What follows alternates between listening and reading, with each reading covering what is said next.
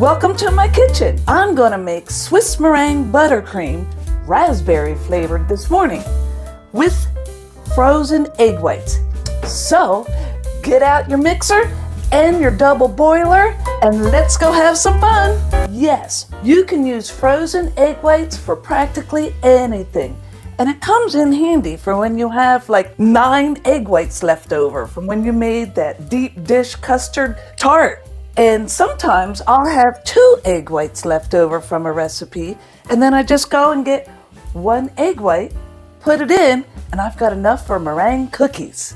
All you do to freeze egg whites is take them and pour them into an ice cube tray, let them freeze overnight, and very quickly take them out and put them in a bag. Then you just take them out the night before. Last night I took out 7 egg whites, put them in a bowl, put them in the refrigerator, and then took them out this morning right before I made my cupcakes. I'm gonna put this Raspberry Swiss Meringue Buttercream on my lemon cupcakes. Watch that video next. So I'm gonna use my metal mixing bowl in my double boiler. Oh, and make sure your bowl's super clean. Very important, or they won't whip up into this ooey gooey goodness. Because metal doesn't conduct heat as much as glass. And you just take your egg whites and then add 2 cups of sugar, a half a teaspoon of kosher salt, and whisk these until your egg yolks come to 160 degrees. This will pasteurize them. See how thick that is? As it heats up, it's gonna get thinner and clearer. And make sure your boiling water doesn't touch the bottom of your pan. There we go. We're ready. Okay, so we take it off and whisk it to stiff peaks. That's stiff peaks. See the mountain peak? 75. 63. They've got to match, or you'll just melt the butter. 65 degrees is my magic point. You can either put it in the refrigerator to help it cool down, or I just put it in an ice bath. Cooling it down in the ice bath this way only took 15 minutes. All right, and one last check. Yep, and you just take 1 chunk at a time and put it in.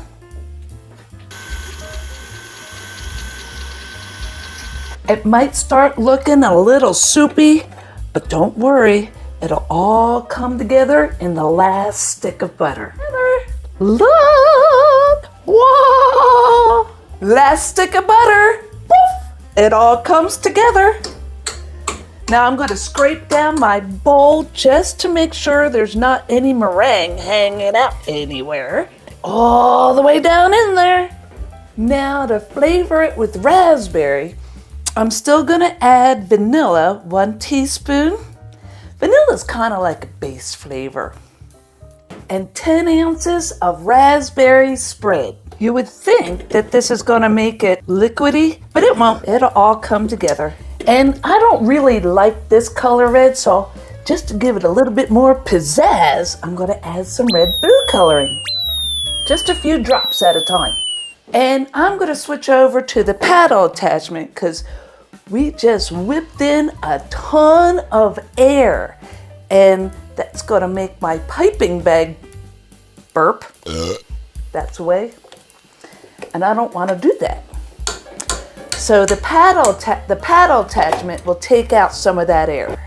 And scrape down the bowl one last time. We want everything fully mixed in. No chunks of butter hanging out anywhere. And then you just pipe it on. I love piping. Doesn't that look so good?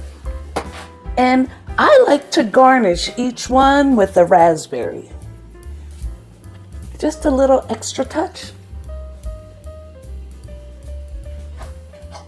There's enough in this recipe to make bakery frosting. Watch my lemon cake video next. That's what the cupcakes are made out of. It'll make exactly 2 dozen cupcakes. It all looks so good. And if you had a fun time today, boop that bell and leave a comment.